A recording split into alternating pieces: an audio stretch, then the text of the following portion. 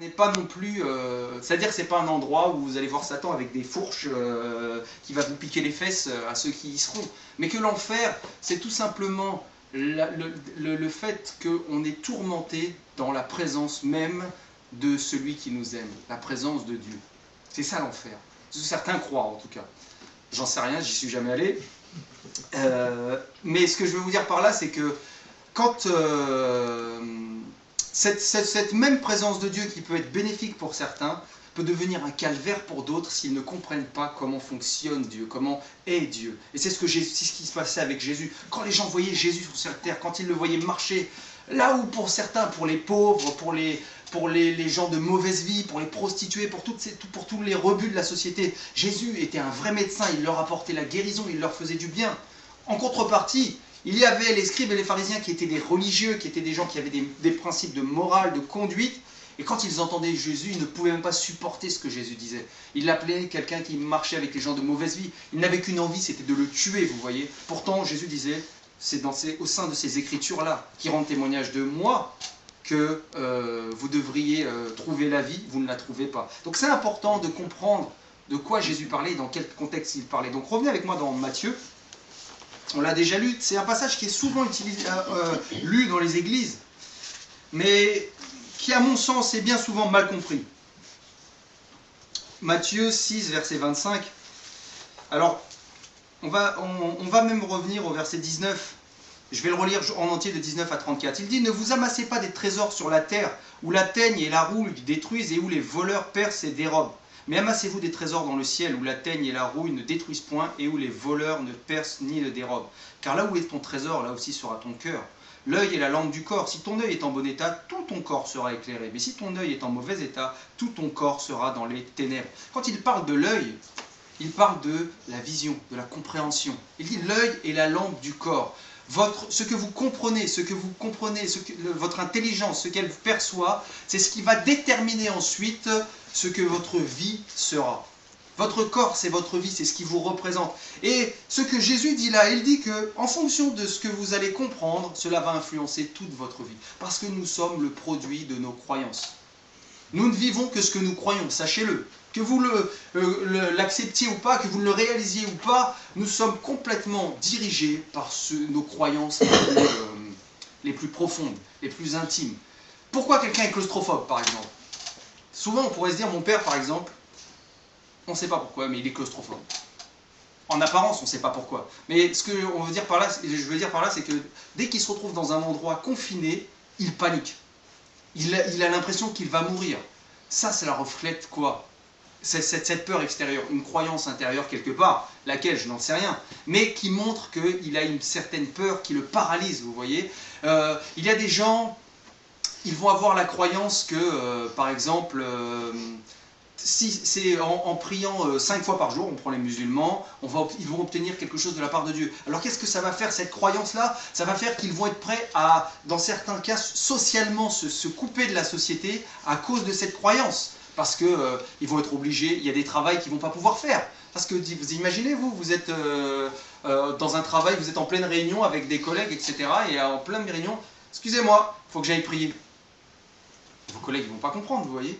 Donc, quand Jésus dit l'œil est la lampe de ton corps, et si ton œil est dans les ténèbres, tout ton corps sera dans les ténèbres, ça veut tout simplement dire vous êtes le produit de ce que vous comprenez, de ce que vous voyez. Si votre intelligence est dans les ténèbres, c'est-à-dire assombrie, et quand il parle des ténèbres, Jésus, c'est toujours en opposition à quoi? À la lumière, bien sûr. Qui est la lumière? Jésus est la lumière. Il a dit, je suis la lumière du monde. Ce qu'il veut dire par là, c'est que si votre intelligence n'est pas éclairée par la révélation de qui moi, Jésus, je suis, de ce que je suis venu faire, alors toute votre vie sera dans les ténèbres. Et être dans les ténèbres, ça ne veut pas simplement dire, ça ne veut pas dire forcément, et c'est parce que souvent ça on le comprend religieusement, être dans le mal, être, comment dire, un rebut et être dans le camp de Satan, vous voyez? C'est pas ça. Être dans les ténèbres, ça veut tout simplement dire avoir une vie qui n'est pas éclairée, avoir une vie qui n'a pas, dans laquelle on n'a aucune direction, avoir une vie complètement où on est complètement perdu. C'est ça que Jésus est en train de dire. Si vous voulez avoir une vie de liberté, une vie dans laquelle vous êtes réellement épanoui, alors il faut que votre intelligence puisse être éclairée par la lumière de Jésus, de ce qu'il est et de ce qu'il apporte. Quand on parle de Jésus, on ne parle pas que de la personne, bien sûr, on parle de son message. N'oubliez pas ce que Jésus avait dit, mes paroles sont esprit et vie. Et donc il continue et il dit, si donc la lumière qui est en toi est ténèbres, combien grandes seront ces ténèbres? Sous-entendu, si tu crois avoir la lumière, tu crois que ta révélation est révélation, alors qu'en réalité, ce n'est pas la lumière du Seigneur qui t'éclaire, mais ton intelligence, tes croyances, ta doctrine, tes paradigmes, tout ce que tu as appris depuis tout petit. Alors tu ne te rends même pas compte à quel point tu es dans les ténèbres. Mais là, bien sûr, Jésus s'adresse à des Juifs, mais il y a un contexte, et je vais revenir là-dessus. Et après, il dit, verset 24, « Nul ne peut servir deux maîtres, car ou il haïra l'un et aimera l'autre, ou il s'attachera à l'un et méprisera l'autre. Vous ne pouvez servir Dieu et Mammon. » Je reviens après là-dessus. « C'est pourquoi je vous dis, ne vous inquiétez pas pour votre vie de ce que vous mangerez, ni pour votre corps de quoi vous serez vêtus. La vie n'est-elle pas plus que la nourriture, et le corps plus que le vêtement ? Regardez les oiseaux du ciel, ils ne sèment ni ne moissonnent, et ils n'amassent rien dans les greniers, et votre Père Céleste les nourrit. Ne valez-vous pas beaucoup plus qu'eux ? Qui de vous, par ses inquiétudes, peut ajouter une coudée à la durée de sa vie? Et pourquoi vous inquiétez au sujet du vêtement? Considérez comment croissent les lys des champs, ils ne travaillent ni ne filent. Cependant, je vous le dis, que Salomon, même dans toute sa gloire, n'a été vêtu comme l'un d'eux. Si Dieu revêt ainsi l'herbe des champs qui existe aujourd'hui et qui demain sera jetée au four, ne vous vêtira-t-il pas à plus forte raison, gens de peu de foi?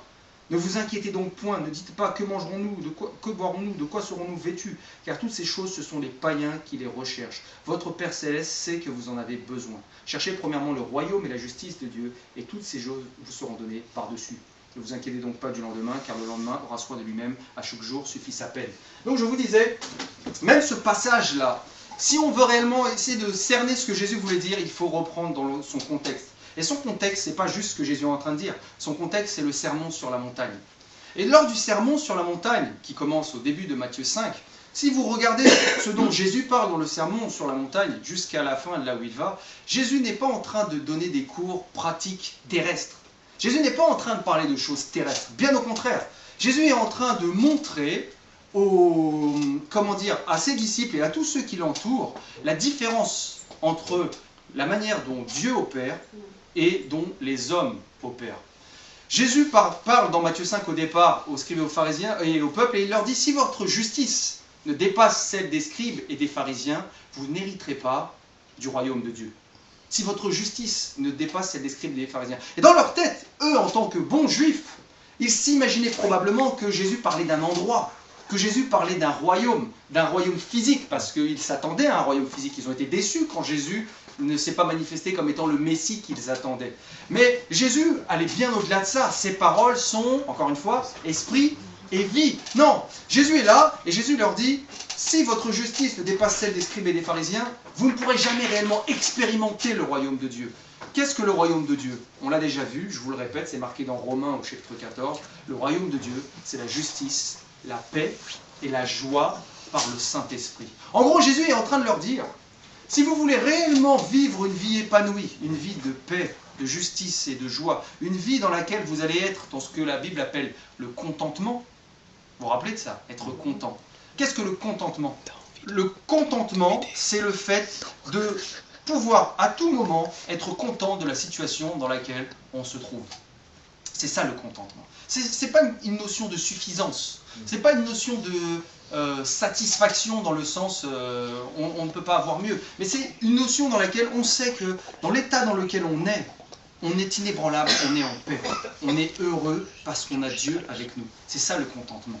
On peut être heureux qu'on ait de l'argent ou qu'on n'en ait pas, qu'on soit en bonne santé ou qu'on soit malade.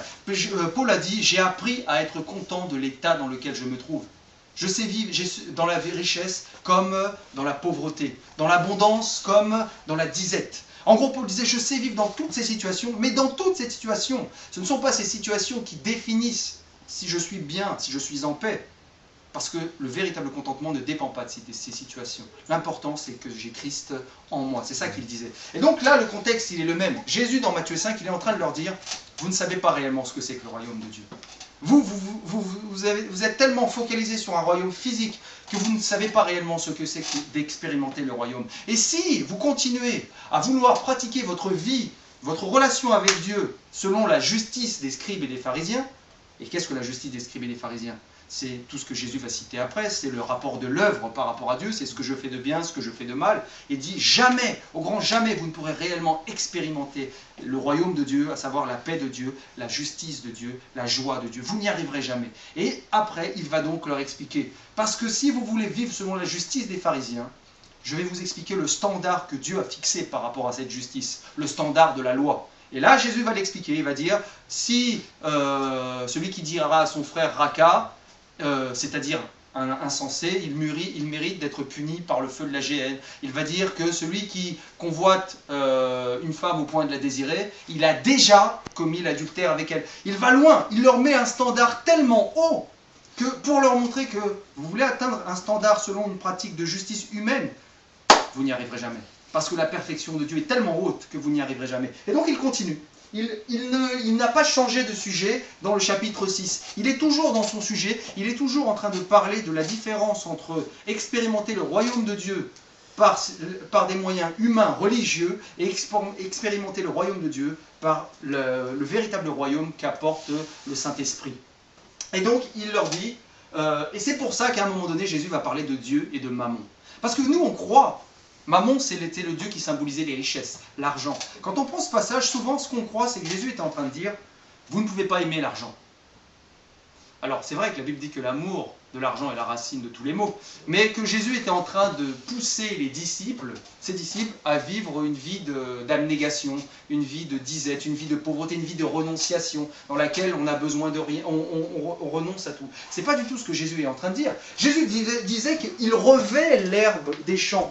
Il revêt tout ce qu'il y a autour. Il nourrit les moineaux. Et il dit même, votre Père Céleste, il sait que vous en avez besoin. Il le sait. Donc ça veut dire que Jésus ne considérait pas que ces choses n'étaient pas importantes. Mais dans le contexte dans lequel Jésus parle, il parle à des personnes qui ont fondé leur relation avec Dieu sur le principe d'une justice humaine et d'une morale humaine. Et quand Jésus parle de Mammon, si on reprend le contexte, ce qu'il montre, c'est qu'il leur dit surtout ne faites pas comme les païens. Parce que les païens, ce n'est pas, je vous l'ai dit et je le répète, quand on parle de païens dans la Bible, on ne parle pas de gens qui ne croient pas en Dieu. Nous, on a trop cette tendance à croire que le païen, c'est-à-dire l'homme sans Dieu. Non, dans la Bible, le païen, c'est l'homme sans le Dieu d'Israël. C'est-à-dire l'homme qui n'est pas selon le système juif au départ. Celui qui adore des faux dieux. Celui qui va adorer un système qui n'est pas le système au départ établi par Dieu avec l'alliance, etc.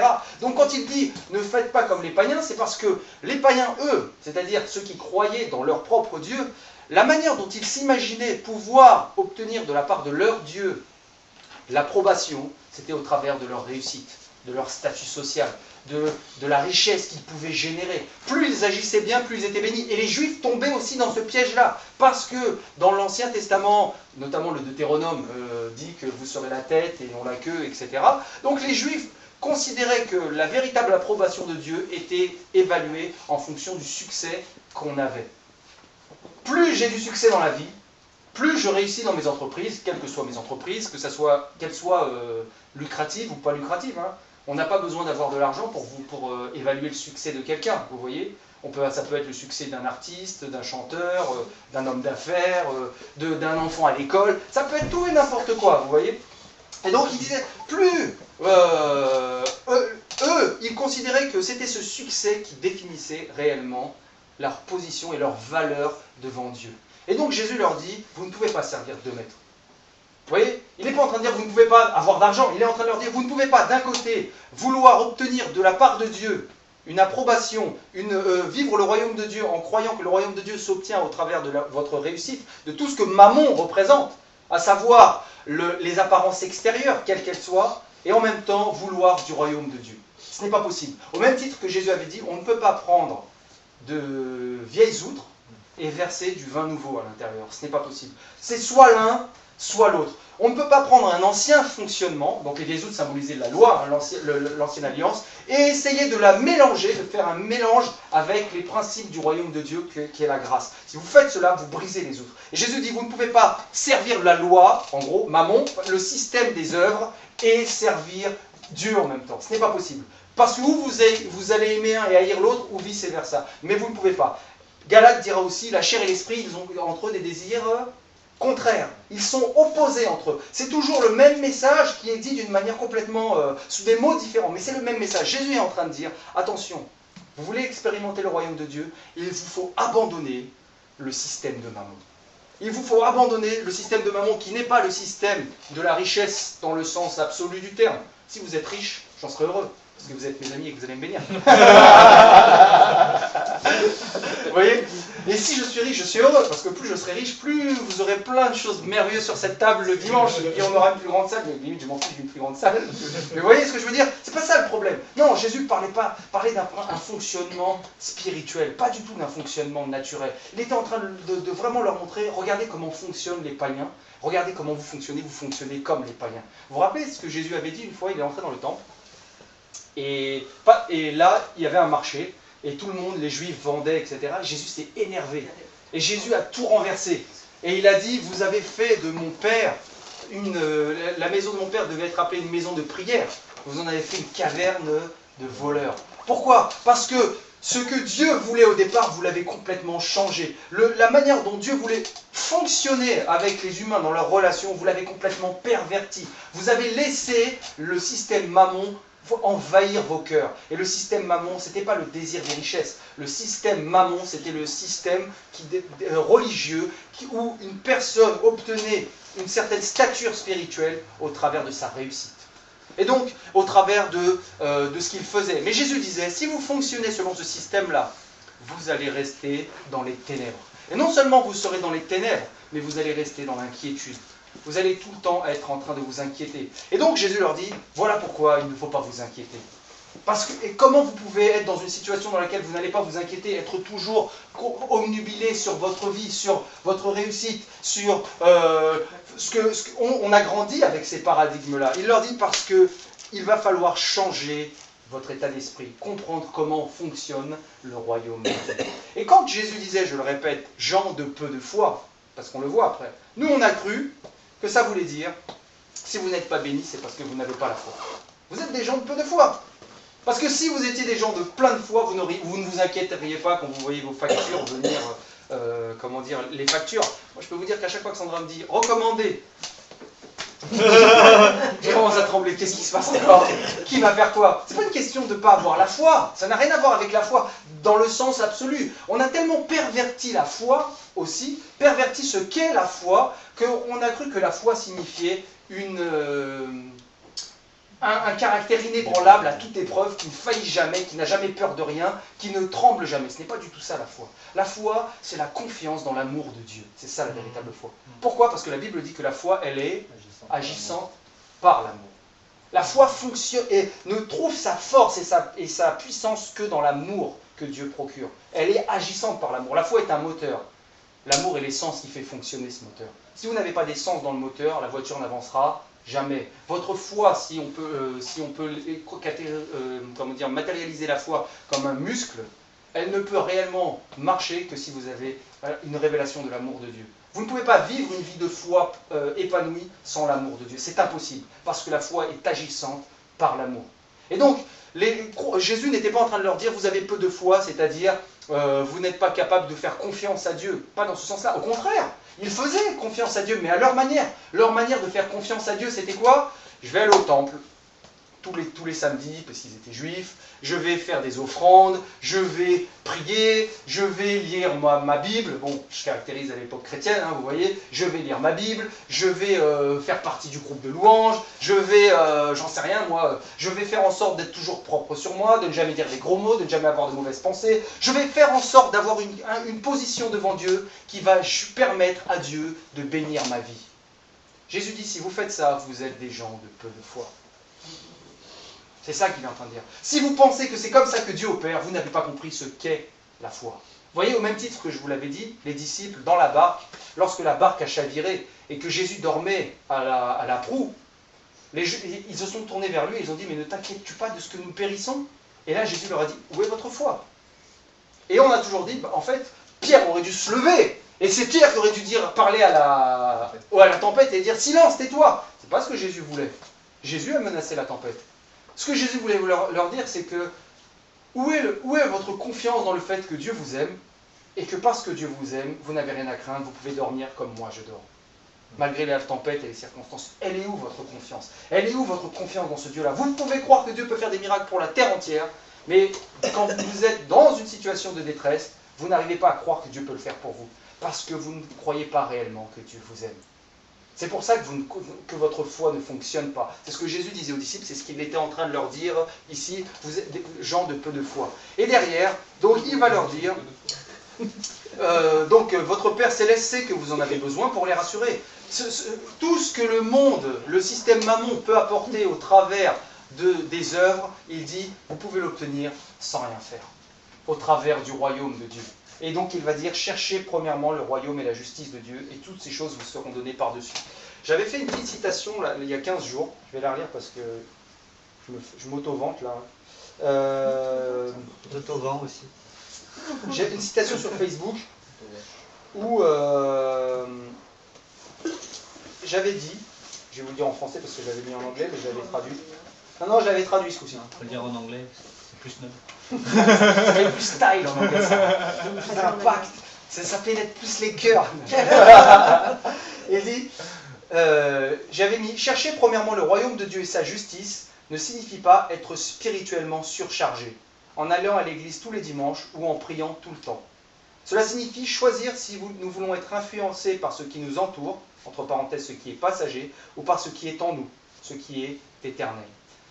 Alors pourquoi j'ai dit ça? Parce que c'était le résumé finalement de mon message, et parce que ce que ça signifie, c'est que quand nous on lit chercher premièrement le royaume et la justice de Dieu, et toutes ces choses vous seront données par-dessus, on dit aux gens, vous voulez que Dieu vous bénisse?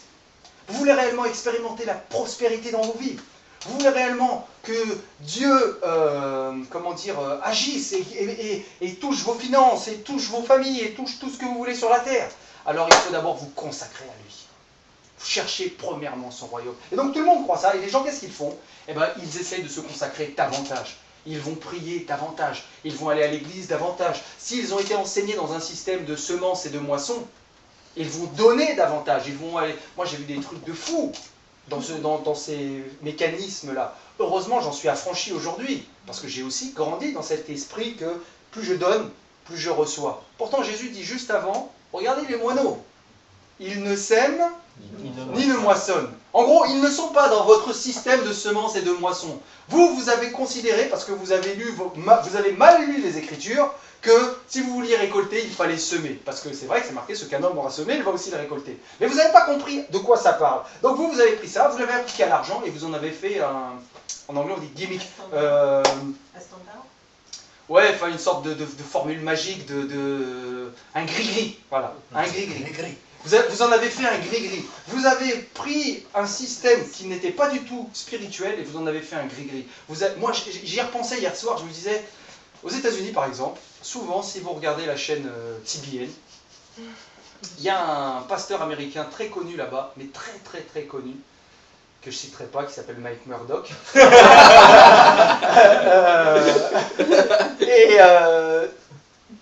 Quand je vois ce qu'il fait, je me dis, ils ne sont pas dans les ténèbres, les Américains, ou ceux qui croient ça. Ils sont bêtes, tout simplement. Vous voyez, c'est pas possible, c'est plus des ténèbres, là. Mais alors, qu'est-ce que je veux dire par là? C'est que c'est exactement ce système que dénonçait Jésus, justement. Hein. Cette notion-là. Il dit, voilà, vous voulez être bénis par Dieu. Alors aujourd'hui, c'est du téléachat chrétien, tout simplement. Hein. Aujourd'hui, j'ai une offre exceptionnelle pour vous. Le Seigneur m'a dit que toute personne qui va acheter mon livre sur les 7 principes pour réussir dans la vie et les 8 disciplines pour pouvoir être heureux et les 9 règles pour pouvoir manger parfaitement. Ça sert à rien, vous voyez, il y a toujours des règles, des disciplines, des principes. Qu'aujourd'hui, les 50 000 premiers qui vont acheter ce livre pour, non pas 20 $, non pas 15 $, non pas 10 $, mais aujourd'hui exceptionnellement pour 5 $, le Saint-Esprit me dit que ceux qui vont faire ça, seront bénis au centuple. Il est là. Il le fait vraiment, ça? C'est sérieux? Bah ouais, bien sûr, j'invente pas là. Hein. Non, non, non. Non, c'est pas une fiction. Lui ou plein d'autres, il n'y a pas que lui. Hein. Et donc, et les gens plongent. Les gens plongent complètement. Pourquoi est-ce que les gens plongent?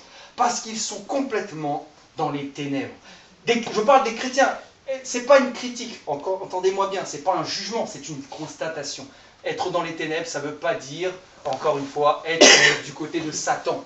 Être dans les ténèbres, ça veut dire être dans l'aveuglement, tout simplement. On peut être complètement aveuglé et pourtant marcher avec Christ tous les jours. Jésus, il parle à Thomas avant de partir, à Philippe, pardon, et il lui dit, Philippe, ça fait si longtemps que je suis avec vous et tu ne m'as pas connu. En gros, tu es aveugle. Et Dieu l'a dit lui-même. Qui est aveugle si ce n'est mon serviteur? Les plus aveugles sont les chrétiens, les gens qui sont censés servir Dieu, pas ceux qui ne le servent pas. Il ne peut pas leur reprocher d'être aveugles, ils ne le connaissent pas de toute façon, vous voyez. Et donc, ils rentrent dans ce principe-là et ils proposent ce genre de mécanisme et les gens rentrent dedans, mais comme des moutons, parce que on reprend des passages comme chercher premièrement le royaume et la justice de Dieu, et les gens croient que c'est ça, chercher le royaume de Dieu.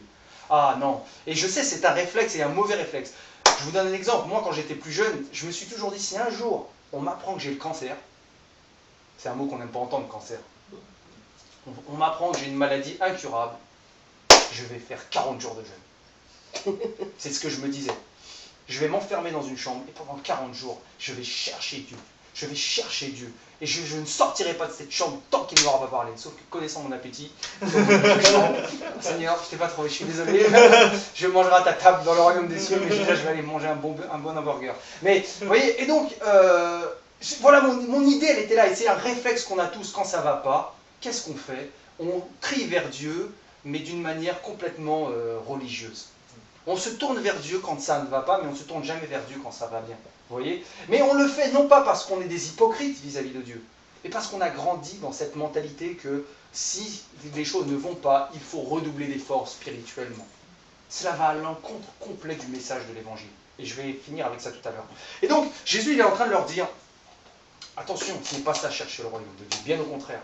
Chercher le royaume de Dieu et sa justice, ce n'est pas du tout chercher à avoir un agenda spirituel surchargé, comme je vous l'ai dit.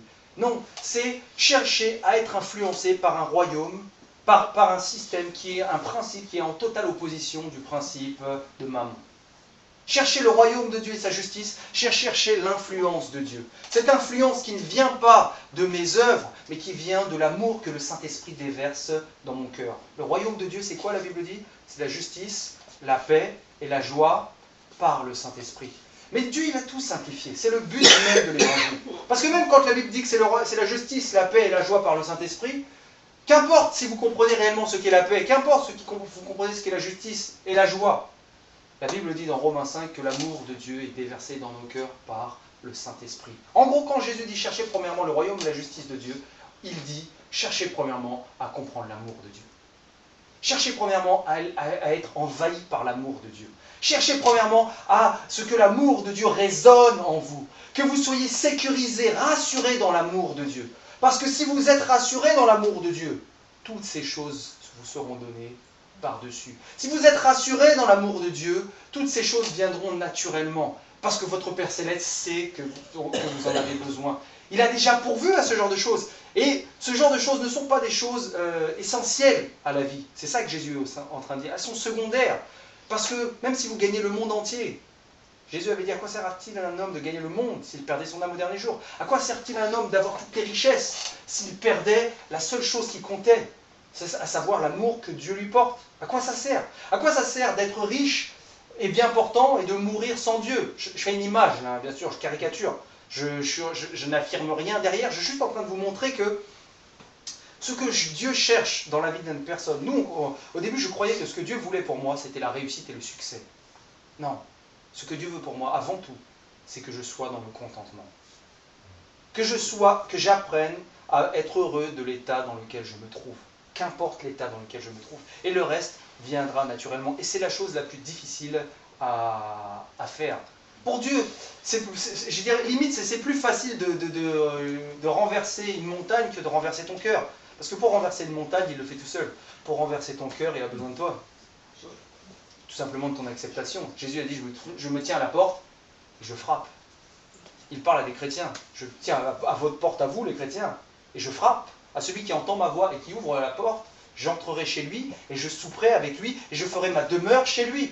Sous-entendu, nous on a pris ça dans l'Apocalypse et on a dit Jésus parlait à des païens et Jésus fait une invitation à l'évangile. Pas du tout. Jésus dit aux chrétiens, est-ce que vous vous rendez compte que je frappe à votre porte?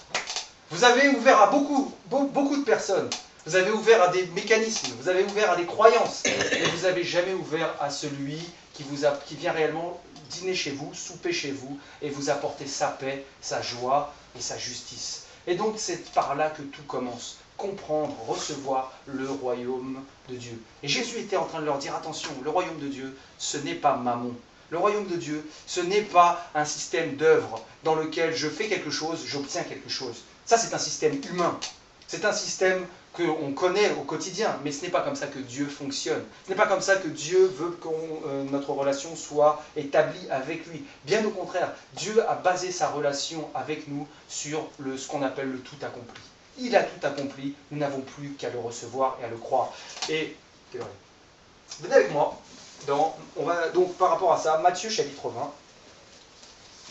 Donc le royaume de Dieu, comme je vous l'ai dit, c'est la justice, la paix et la joie par le Saint-Esprit. Et ce que Jésus a fait bien souvent dans le Nouveau Testament, c'est qu'il a donné des paraboles pour parler du royaume, pour expliquer le royaume. Et c'était très difficile aux disciples de comprendre de quoi il parlait, parce qu'ils n'avaient pas une révélation globale des choses. Mais cependant, Jésus voulait leur montrer que, quand il parlait du royaume de Dieu, que l'influence que Dieu a sur nous est complètement différente de l'influence que vous pensez qu'elle peut avoir. Il voulait leur montrer, il faut changer votre manière de voir les choses. Vous vous rappelez ce que Jésus avait dit, le premier message de l'évangile, quand il a été annoncé que Jésus a repris de Jean le Baptiste, c'était quoi? Repentez-vous, le royaume des cieux est proche. Repentez-vous. Le repentez-vous, en grec, ça veut dire métanoïa, changez votre état d'esprit. Jésus disait, vous voulez réellement le royaume, l'influence de Dieu, il faut changer votre état d'esprit. Il faut complètement changer votre manière de comprendre les choses. Tant que vous ne changerez pas votre état d'esprit, vous ne pourrez pas expérimenter le royaume de Dieu, la paix de Dieu, la joie de Dieu. Et comme on prend souvent cet exemple-là, vous ne pouvez pas remplir un vase qui est plein. C'est impossible. Si vous voulez remplir un vase, il faut d'abord le vider. Et voilà pourquoi Jésus il a carrément changé le truc. Il a dit, on va changer les outres, parce que les outres vieilles, elles sont déjà pleines. On va prendre des outres neuves. Ça ira plus vite, hein, comme ça. Et en gros, je vous donne un cœur nouveau, je mets en vous un esprit nouveau. Parce que si notre état d'esprit, si notre compréhension de comment fonctionne le royaume de Dieu, c'est-à-dire comment Dieu, lui, nous voit et comment il se comporte avec nous, ne change pas, nous ne pourrons jamais réellement expérimenter sa paix. Regardez Luc 20. Matthieu. Pardon, Matthieu, je ne sais pas ce que je fais dans Luc. Matthieu 20.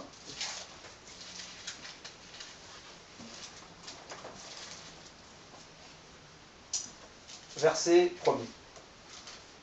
Car le royaume des cieux est semblable.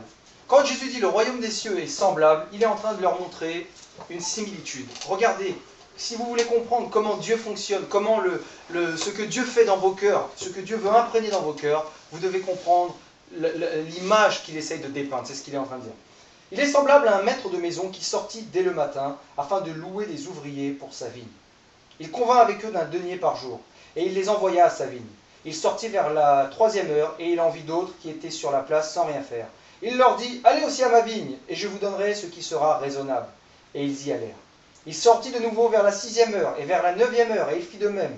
Étant sorti vers la 11e heure, il en trouva d'autres qui étaient sur la place, et il leur dit, pourquoi vous tenez-vous ici toute la journée sans rien faire? Ils lui répondirent, c'est que personne ne nous a loués. Allez aussi à ma vigne, leur dit-il. Quand le soir fut venu, le maître de la vigne dit à son intendant, appelle les ouvriers et paie-leur le salaire en allant des derniers aux premiers. Ceux de la 11e heure vinrent et reçurent chacun un denier. Les premiers vinrent ensuite, croyant recevoir davantage, mais ils reçurent aussi chacun un denier. En les recevant, ils murmurèrent contre le maître de la maison et dirent, ces derniers n'ont travaillé qu'1 heure, et tu les traites à l'égal de nous, qui avons supporté la fatigue du jour et la chaleur. Il répondit à l'un d'eux, mon ami, je ne te fais pas tort. N'es-tu pas convenu avec moi d'un denier? Prends ce qui te revient et va-t'en. Je veux donner à ce dernier autant qu'à toi. Ne m'est-il pas permis de faire de mon bien ce que je veux? Ou vois-tu d'un mauvais œil? Vous vous rappelez? Mauvais œil, un œil dans les ténèbres. Ce que je veux, que je sois bon, ainsi les derniers seront les premiers et les premiers seront les derniers. Donc c'est une illustration de la manière dont Dieu opère dans son royaume, de ce qu'il veut, de l'influence qu'il veut mettre dans nos cœurs. Jésus leur montre que le royaume de Dieu, il fonctionne selon un principe qui est en totale opposition avec ce que l'on comprend. Parce que, voilà, il n'a rien à voir avec le mérite. Parce que là, dans cette parabole, on voit des ouvriers qui vont travailler depuis tôt le matin et d'autres qui vont travailler à la dernière heure. Et au final, la Bible dit qu'ils ont tous reçu le même salaire. Sur un point de vue humain, on pourrait complètement dire que c'est injuste.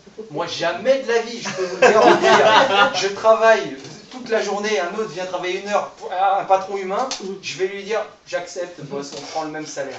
Jamais de la vie. Parce que je suis un humain, parce que je vis dans un monde humain, et dans un monde humain, ça ne fonctionne pas comme ça, on est d'accord. Mais Jésus n'est pas en train de parler, il prend un exemple humain pour illustrer une réalité spirituelle. Il est en train de dire, vous devez vous laisser influencer par le royaume de Dieu, comment Dieu opère. Si vous voulez réellement pouvoir être en paix, avoir sa paix dans vos cœurs, avoir sa joie, avoir sa justice, si vous voulez réellement pouvoir jouir du royaume, ce que Dieu a toujours voulu vous donner, être content de l'état dans lequel vous êtes, et que par-dessus le reste puisse suivre, alors il va falloir que son influence, que vous puissiez changer. Et pour changer, déjà, il faut comprendre que dans le royaume de Dieu, il n'est pas question de mérite. Vous voyez, ça n'a rien à voir avec le mérite. C'est pour ça que Jésus disait, regardez les oiseaux, ils ne sèment ni ne moissonnent. Pour leur montrer, mais les oiseaux, ils font rien. C'est des moineaux. Quand on les caractérise, on dit quoi l'expression? Tu vois une cervelle de moineau. C'était un idiot de la pire espèce. Personne ne veut de toi, tu es tellement bête. Mais pourtant, Dieu les nourrit, la Bible dit. Sous-entendu, parce qu'eux ont compris le royaume. Ils ont compris que l'influence de Dieu n'a rien à voir avec les œuvres. Ils n'ont pas besoin, ils attendent, ils se servent, et c'est fini. Et donc, Jésus prend cette parabole en leur disant, attention, si vous voulez réellement expérimenter le royaume, il va falloir que votre œil change. Arrêtez avec votre mauvais œil. Vous voyez ce qu'il dit à ceci? Vois-tu d'un mauvais œil que je sois bon envers l'autre? Parce que justement, les Juifs étaient comme cela. Les Juifs ne comprenaient pas comment quelqu'un qui ne fait rien puisse être béni plus que quelqu'un qui fait. Ou autant. Mais c'est le même. Ils ne comprenaient pas comment le Dieu ne rémunérait pas le travail fourni. Et moi, j'ai aussi grandi avec cette croyance-là, notamment, et c'est un autre sujet, mais la notion des récompenses. Pour motiver les chrétiens, qu'est-ce qu'on leur dit? Servez Dieu, vous aurez des récompenses plus tard. Vous aurez, alors les musulmans, ils auront des vierges au ciel. De toute façon, c'est simple, en fonction de la religion que vous croyez, on sait qu'est-ce qui vous intéresse le plus. On le sait. Donc, mais les chrétiens, eux, on leur dit, vous aurez dans le royaume de Dieu, Jésus a dit, je m'en veux et vous préparez une demeure. Donc, le mot demeure dans le grec, c'est le mot, en anglais, on dit mansion. Vous savez, c'est pas une maison de 80 mètres carrés, quoi. Ou c'est pas un loft de 12 mètres carrés, vous voyez. Non, c'est un hamac, manoir. Non, au Mexique, là, Hacienda. un haras, une hacienda, c'est un ranch, c'est un truc monstrueux. Et donc on se dit, au ciel, moi je bosse dur pour Dieu. Pourquoi tu pries tous les jours? Pourquoi tu sers Dieu comme ça? Vous voyez, les témoins de Jéhovah par exemple, ils sont courageux. Moi je voudrais les embaucher pour ma boîte. Si je pouvais avoir des représentants comme les témoins de Jéhovah sur Terre, j'aurais la première société mondiale. Ce sont des gens déterminés. Mais pourquoi ils sont si motivés? Pourquoi ils sont si convaincus? Sur le mérite. Parce qu'ils sont convaincus qu'il y a un royaume qui s'appelle le royaume de Dieu qui les attend, dans lequel Dieu va les accueillir en disant, entre dans la joie de ton Père, bon et fidèle serviteur, je t'ai réservé une maison. Regarde, là, il y a l'écran plat, 250 000 pouces dont tu as toujours rêvé. Regarde le jacuzzi spécial pour toi. Mais moi, je croyais ça, je vous garantis. Je me suis dit, le ciel, ça va être top des tops. On va tout avoir au ciel. Je vais avoir une maison monstrueuse. Je vais avoir ceci, je vais avoir cela. Et puis, bien sûr, il y a aussi la notion de couronne. Je vais avoir une grande couronne, une couronne de justice. J'avais jamais vu cet enseignement-là. Alors je me suis dit, punaise, imagine une première couronne, la couronne de justice. Une deuxième couronne, la couronne de gloire. Une troisième couronne, la couronne de machin. Parce qu'il y a des enseignements comme ça, il y a les différentes couronnes que Dieu nous promet. Et donc je me suis dit, ça va être terrible. Et donc je sers Dieu pour ça, je sais pourquoi je travaille. Jésus a dit, ne vous amassez pas des trésors sur la terre, n'est-ce pas? N'est-ce pas ce qu'il a dit? Donc je m'amasse un trésor dans le ciel. À chaque fois que je gagne une âme, Compte bancaire céleste, il y a quelque chose qui se met en place. C'était mon fonctionnement, c'était ma croyance. Pourtant, ça va à l'opposé de l'évangile. C'est pas ça le royaume de Dieu. Dieu ne fonctionne pas sur un système de récompense et ce passage qu'on vient de lire nous le montre. Bien au contraire. Dieu dit, alors, on a une récompense, mais Paul avait expliqué ce que c'était cette récompense. C'est la satisfaction de pouvoir voir les gens accepter l'évangile. La véritable récompense, elle est là. Ça s'arrête là. Rien de plus. Parce que Dieu ne fonctionne pas comme nous. Il nous donne à tous la même chose. Nous avons tous la même mesure de foi, la Bible dit. Nous avons tous la même bénédiction. Nous avons tous le même salut. Nous avons tous la même richesse. Aussi, que l'on soit riche, que l'on soit pauvre, que l'on soit éduqué, que l'on ne soit pas éduqué, on reçoit tous la même chose. Et l'influence qu'il veut mettre dans nos cœurs, ce n'est pas de faire de nous des gens paresseux. Dans le sens, bon, ben, ça sert à rien de bosser, de toute façon, on aura tous la même truc. Non, on doit faire, faites bien la différence entre le spirituel et le naturel. C'est très important, ça. Parce que Paul a aussi dit que celui qui ne travaille pas, qui ne mange pas non plus, hein, il l'a dit techniquement. Il n'en faisait pas une règle absolue, il voulait juste montrer que dans un contexte humain, si vous ne travaillez pas, vous n'attendez pas à manger. Hein. Parce que vous allez récolter le fruit de votre travail humain. Mais dans le monde, dans le royaume de Dieu, sur un point de vue spirituel, cela ne fonctionne pas du tout de la même manière. Je ne récolte pas ce que je sème. Je récolte ce que je n'ai pas semé, justement. D'ailleurs, c'est ce que Paul disait. Vous avez semé et d'autres ont récolté le produit de votre semence. C'est même pas vous qui avez récolté ce que vous avez semé. Dans le royaume de Dieu, je ne suis pas en train d'essayer d'obtenir une récompense au travers de mes œuvres. Non, je dois me reposer dans ce que lui, il a accompli. Je dois me reposer dans ce que lui, il a fait, parce qu'il a déjà tout fait pour moi. Et je dois donc, la seule chose qu'il me reste à faire, c'est de changer ma lentille, la manière dont mon œil regarde. Parce que tant que mon œil regarde de la mauvaise manière, je vais rester dans les ténèbres. Les ténèbres, c'est aussi l'opposé du royaume de Dieu. Si le royaume de Dieu, c'est la paix, la joie et la justice, l'opposé du royaume de Dieu, c'est l'anxiété, l'inquiétude, la culpabilité, la tristesse. Toutes ces choses ne viennent pas des malheurs qui vous entourent. Laissez-moi vous dire ça.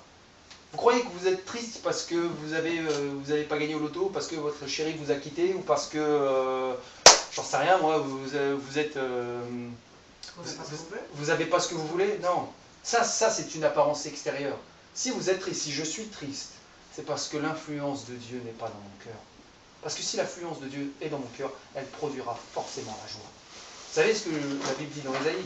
La parole de Dieu, quand Dieu envoie sa parole, elle ne revient jamais à lui sans avoir accompli ses effets, accompli sa volonté, exécuté ses desseins. Ça veut dire quoi? Ça veut dire que si une parole est semée, soit qu'elle est censée être de Dieu, et qu'elle ne produit pas un résultat, vous pouvez douter de cette parole.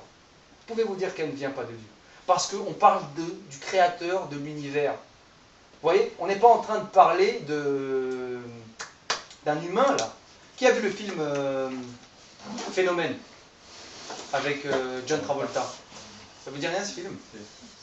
Un béné qui est touché par la grâce, en gros.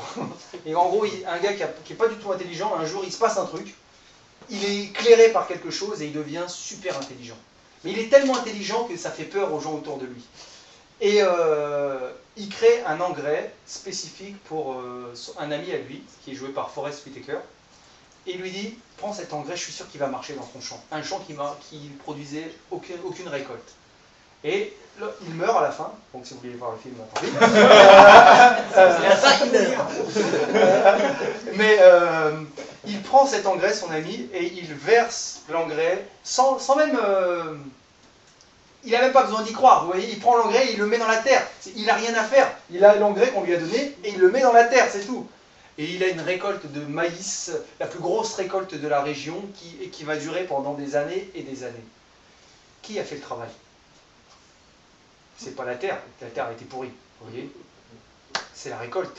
C'était la puissance qu'il y avait dans la semence qui a fait la différence, vous voyez. Voilà pourquoi la Bible dit qu'on est né non pas d'une semence corruptible, mais d'une semence incorruptible. C'est la semence qui a fait la différence. Donc, ce que je veux dire par là, c'est que quand Dieu envoie sa parole, elle doit produire un résultat, non pas lié à nous, mais lié à la puissance qui se trouve dans la semence de sa parole.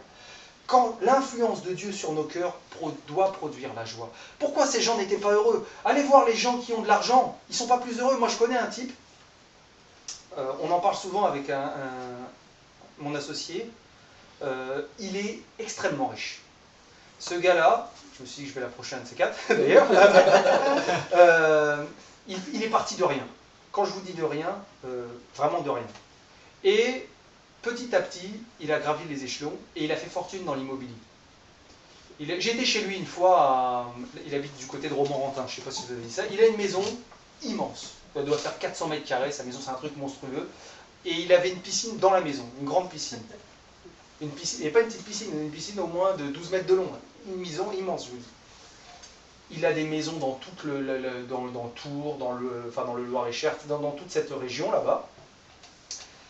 Et il gagne, sans rien faire, sans compter son patrimoine immobilier, il touche tous les mois environ 70 000 euros. Tous les mois. Ça va. Et donc on parlait avec mon associé et je lui disais alors qu'est-ce qui devient, parce qu'on est allé le voir pour d'autres choses. Il dit bah aux dernières nouvelles que j'ai, il s'ennuie. Il s'ennuie. Et je dis mais ça veut dire quoi il s'ennuie? Ben, en fait il m'a dit c'est un gars, quand je veux dire qu'il s'ennuie c'est qu'il n'est pas heureux. Il n'est pas heureux pourquoi? Parce que il m'a dit si tu veux, ce gars-là il a toujours voulu la reconnaissance. Et il a toujours voulu que les gens l'admirent, que les gens l'estiment. Il a toujours voulu faire partie d'un monde qu'il ne connaissait pas, une sorte d'arriviste, vous voyez. Il a toujours voulu appartenir à une caste supérieure. Et il croyait qu'au travers de l'argent, il allait l'obtenir. Et maintenant, il a plein d'argent, mais il est toujours au même niveau dans sa maison, on l'invite toujours pas plus, il n'y a toujours personne, il y a aucune personne qui s'intéresse à lui, quoi. Donc il m'a dit, ce type, tu peux le faire plonger, tu peux lui faire investir beaucoup d'argent. C'est filmé, donc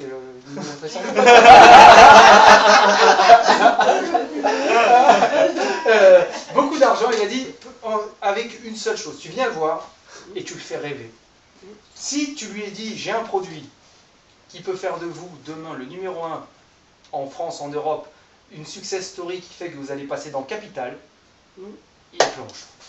Il plonge pas pour l'argent, il n'en a pas besoin. Il plonge parce qu'il a soif de reconnaissance. Il plonge parce qu'il n'est pas dans la paix. Il plonge parce qu'il n'est pas... La paix, c'est être dans cette sensation inébranlable dans laquelle on est heureux, on est bien. Le mot paix en hébreu, c'est shalom. Ça veut dire être complètement complet. La paix, c'est une notion de complétude. C'est-à-dire que quand je suis dans la paix, ça veut pas dire que j'ai pas de problème, ça veut dire que je me sens complet. Je me sens... j'ai l'impression que je ne manque de rien. Et pourtant, je peux manquer de tout. Je peux manquer de tout, et pourtant, j'ai l'impression que je ne manque de rien. Je suis dans la paix. Et donc, cet homme-là, il n'est pas dans la paix. Il n'a pas ça. Il lui manque cela. Pourquoi? Parce que l'argent ne lui procure pas ça. Parce que d'une certaine manière, c'est une image, hein, son œil. Voilà, c'est comme le jeune homme riche dont j'avais parlé il y a 15 jours, qui est venu Jésus en disant « J'ai tout fait, j'ai pratiqué le commandement, j'ai obéi, etc. Qu'est-ce que je dois faire pour hériter la vie éternelle ?» Quand Jésus lui dit tout ça, il dit « Mais que me manque-t-il encore ?»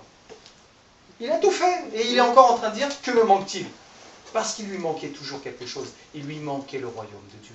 C'est la seule chose qui lui manquait, la chose essentielle, que l'argent ne pouvait pas lui procurer, que la réussite ne pouvait pas lui procurer.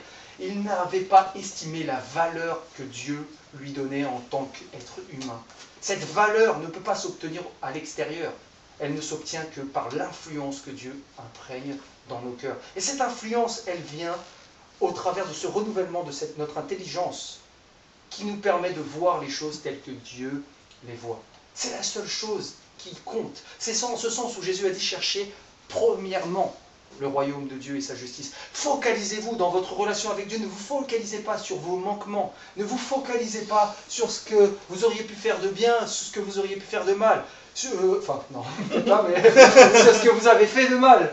Oh Seigneur, je suis désolé. J'aurais pu être plus méchant, je ne l'ai pas fait. Non, c'est pas ça que je veux dire. Focalisez-vous sur le fait que vous êtes aimé tel que vous êtes. Que vous êtes aimé à votre juste valeur. Que Dieu vous estime à la valeur la plus belle qu'il puisse vous estimer, la valeur de son Fils, Jésus. Voilà la véritable, ce qui compte, ce qui est primordial dans une vie. Vous voyez? Et ça, ce n'est pas lié à... vous allez pouvoir lire la Bible des heures et des heures. Ce n'est pas ça qui va vous apporter cette influence. Parce que si vous lisez la Bible, comme les Juifs lisaient la Bible, vous resterez dans les ténèbres.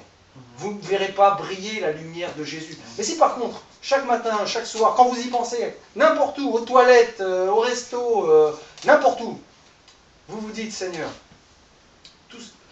influence mon cœur. Voilà ma prière, influence mon cœur.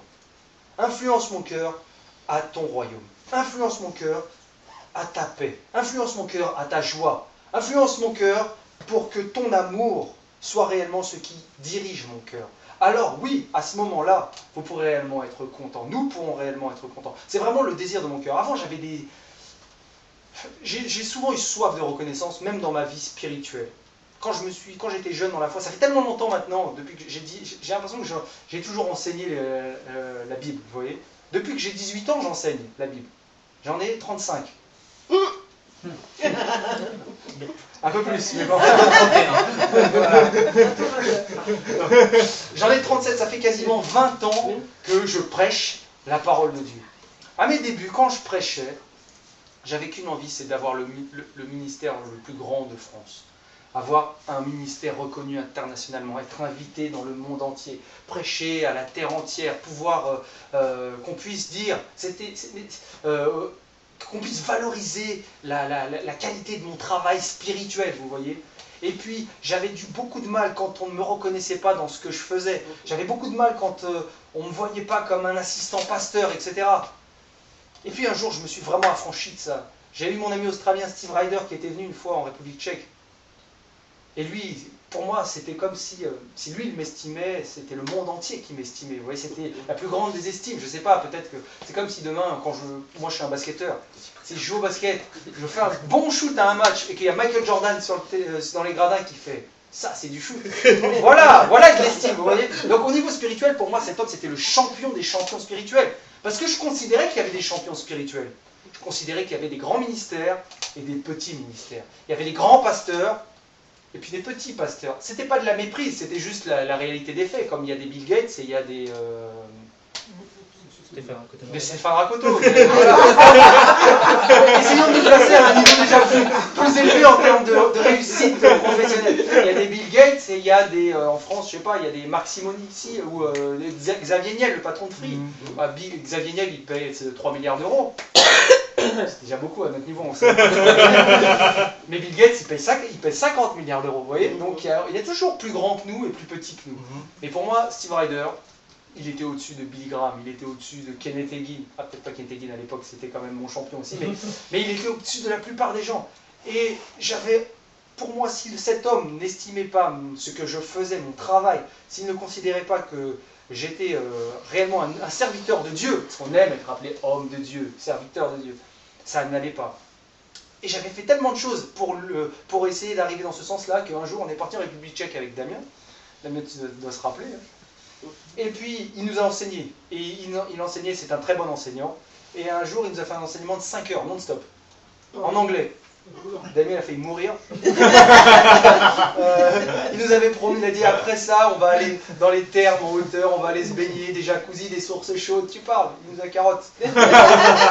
5 heures. Et alors, en plus, moi, il fallait que je traduise parce qu'eux, ils ne parlaient pas l'anglais.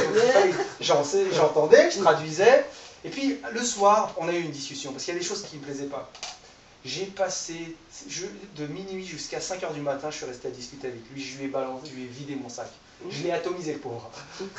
Et puis, mais finalement, cette discussion m'a beaucoup aidé parce qu'il m'a parlé, il m'a dit, mais Stéphane, je t'estime. Mais pour moi, tu es un homme de Dieu, etc. Et aujourd'hui, je m'en fiche, limite, je n'ai plus besoin d'une telle discussion, je veux dire. Mais ça m'a permis d'évoluer. Et puis, petit à petit, mes rêves de grandeur ont disparu. Ça ne veut pas dire que je crache très dans la soupe, vous voyez. Je suis un prédicateur. Si je prêche à des chaises, j'ai aucun intérêt, vous voyez. Mais je ne suis plus dans l'état d'esprit de celui qui va mettre en place une organisation pour pouvoir prêcher à la terre entière. Non, ce qui m'intéresse, c'est que l'influence de Dieu soit sur mon cœur.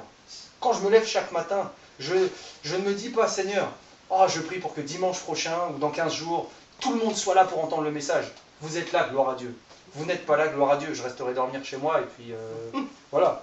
Mais je sais que vous serez là, parce que vous ne venez pas pour moi, vous venez pour l'influence que Dieu vous apporte aussi dans vos cœurs à vous, vous voyez. Mais c'est cette influence qui compte, c'est ce que chacun doit rechercher. Ne priez pas Dieu en disant, Seigneur, donne-moi de l'argent. C'est une mauvaise prière. Je vous le dis, c'est une mauvaise prière. Pas parce que vous n'avez pas besoin, parce que Dieu ne sait pas que vous avez besoin d'argent, mais parce que si vous priez dans ce sens-là, vous êtes influencé par une mauvaise compréhension du royaume de Dieu. Priez Dieu en disant, Seigneur, donne-moi le contentement. Parce que si vous êtes content, vous aurez l'argent qui va avec. Je peux vous le garantir. Mais si vous n'êtes pas content, l'argent que vous allez avoir ne va pas vous satisfaire et limite sera même source de plus grands problèmes que ce que vous avez aujourd'hui. Je peux vous le garantir. C'est sûr que quand on est au fond du trou, on ne le réalise pas vraiment. On se dit, mais attends, si tu vois ma situation, je peux te dire que c'est de l'argent dont j'ai besoin aujourd'hui. Non, ce que tu as besoin, c'est du royaume de Dieu. Et le reste viendra. Je peux te le garantir, parce que l'argent pour Dieu n'est pas un problème. Jésus, un jour, il était avec Pierre, et je finis avec ça. Il a dit, ils étaient à la porte d'une ville, et on les empêchait de rentrer parce qu'il fallait payer un impôt.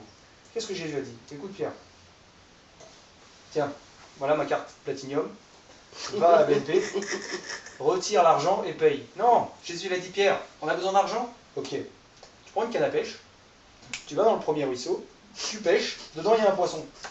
Quand tu sors le poisson, tu l'ouvres. À l'intérieur, il y a l'argent qu'il faut. L'argent dont tu as besoin, Dieu sait où il est. Et il est là où tu ne sais pas toi-même. Parce que si Dieu aujourd'hui disait va chercher l'argent, tu vas dans le lac de Grigny, tu vas pêcher un poisson, je vais dire mais Seigneur, il n'y avait pas de poisson dans le lac de Grigny. Il y a des cadavres sûrement dans cette ville, mais des poissons, je ne suis pas sûr. Vous me dites c'est pas grave, pêche, tu vas ressortir un squelette, et dans les dents du squelette, il y aura l'argent dont tu as besoin.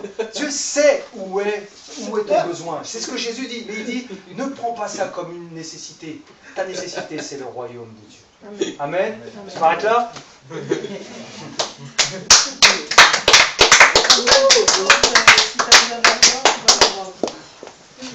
Ah, moi, si je vais à la banque là, que j'ai besoin d'argent, il n'y a pas d'argent non plus. Ça dépend quelle banque. Est-ce que vous avez des questions? Très bien. Alors c'est pas vraiment une question, mais c'est surtout, tu sais, quand la Bible dit qu'il faut justement chercher le royaume des cieux, toutes ces choses-là. Et souvent, donc Jésus appelle donc, les apôtres ses disciples, et les gens comprennent qu'il faut donc imiter Christ. Et en fait, ce qui se passe, c'est que bien souvent, quand on dit qu'il faut imiter Christ, les gens se basent sur sa vie, c'est-à-dire qu'ils prêchaient l'évangile, ils priaient, toutes ces choses-là. C'est difficile parfois de prendre le message que tu dis et en même temps de séparer justement. Oui, je comprends. Alors, c'est pour ça que j'ai dit, il faut faire très attention quand on lit les Écritures, c'est que les Écritures, elles ont été écrites dans un contexte. Par exemple, Matthieu 5, Jésus, il parle, il dit, au tout début de Matthieu 5, il dit, jusqu'à ce que tant que le ciel et la terre vont subsister, il ne disparaîtra pas un iota, ni un trait de lettre des Écritures. Il le dit. Et il dit, celui qui enseignera aux hommes à retirer ne serait-ce que le plus petit de ses commandements, il sera appelé le plus petit dans le royaume des cieux. Et donc quand on lit ça, on se dit, mais Jésus, là, il a accordé une grande importance au texte, tu vois, à l'écriture. Mais après, Jésus, il dit quoi? Il dit, car je ne suis pas venu abolir la loi, je suis venu pour l'accomplir. Et il dit, je suis venu pour l'accomplir, et toutes ces choses vont subsister jusqu'à ce que tout soit accompli. C'est-à-dire que Jésus a dit des choses dans un contexte. L'évangile ne se résume pas à la vie de Jésus. La vie de Jésus, ce n'est qu'une portion de l'évangile. Jésus a dit à ses disciples dans Jean, chapitre 16, il y a encore beaucoup de choses que j'ai besoin de vous dire, mais vous n'êtes pas encore capables de les porter. Quand le Saint-Esprit sera venu, il vous conduira dans toute la vérité. Sous-entendu, même si je suis là, même si je vous enseigne, il y a beaucoup de vérités que vous ne pouvez même pas comprendre. Parce que moi, Jésus, quand je viens dans un contexte. Je suis le Messie, mais je suis un juif. Je suis un juif, je pratique la loi. Parce que je ne peux pas, alors il faudrait que j'en fasse tous un cours sur l'accomplissement de la loi, je ne peux pas vous affranchir de la loi tant que je n'accomplis pas la loi. C'est le principe même de l'évangile. Donc j'accomplis la loi, et comme j'accomplis la loi, je respecte la loi. Et comme je respecte la loi, je me comporte comme quelqu'un sous la loi. Donc j'ai des comportements qui peuvent, à quelqu'un qui n'est pas sous la, qui est en dehors de la loi, être complètement controversé, qu'on peut même mal interpréter. Donc attention, Jésus a fait des choses, il a eu une attitude, il a eu une relation avec son Dieu, mais ce qu'il faisait allait bien au-delà du moment où il marchait sur la terre physiquement. Physiquement sur terre, il disait des choses que les disciples ne comprenaient même pas, parce qu'il allait au-delà de cela. Donc son attitude, il y a des choses dans la vie de Jésus qu'on doit garder et prendre pour nous, mais il y a des choses qu'on ne doit pas du tout prendre pour nous. C'est pas parce qu'il c'était Jésus qu'on doit tout prendre à la lettre. Jésus a renversé une table dans un marché. Tu dois aller dans un marché et renverser les tables, par exemple? Non, c'est pas parce que lui l'a fait que nous on doit le faire. Jésus allait à jeûner 40 jours. C'est pas parce que Jésus allait jeûner 40 jours qu'on doit jeûner 40 jours. Jésus priait Nous aussi on prie. Mais on prie pas parce que pas à la manière peut-être à laquelle Jésus prie, on ne sait même pas comment Jésus prie de toute façon. Jésus avait dit à ses disciples, vous voulez savoir comment prier? Il leur enseigne le Notre Père. Pourtant dans le Notre Père, Jésus dit, vous devez dire à Dieu, pardonne-nous nos offenses, comme nous pardonnons aussi à ceux qui nous ont offensés. Pourtant Paul, quand il vient après, il dit, pardonnez-vous réciproquement, comme Dieu vous a pardonné. Il inverse ce que Jésus a dit. Est-ce que Paul contredit Jésus? Non. Paul ne fait que, continuer l'œuvre que Jésus est venu terminer. Il prolonge l'œuvre. Jésus arrive à un cycle, il l'arrête, et il dit que Jean le Baptiste est justement le dernier des prophètes selon la loi, et ensuite il continue son œuvre au travers du Saint-Esprit, et il révèle les choses